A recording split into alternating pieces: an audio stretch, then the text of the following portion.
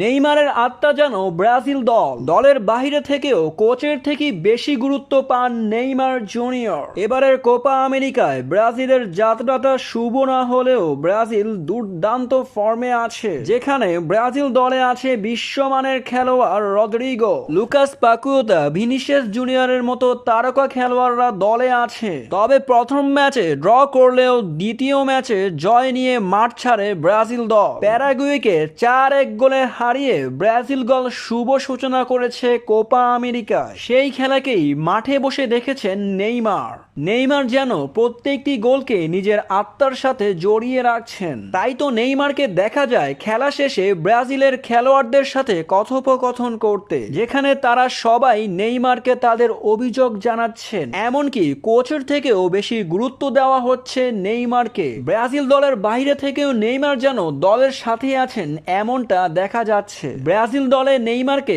সবাই মিস করেন, এটাই তার প্রমাণ। যেখানে দেখা যায় নেইমার যেন সবার সাথে মিশে গেছেন এক গাথায়। নেইমার মন দিয়ে শুনছেন তাদের কথা।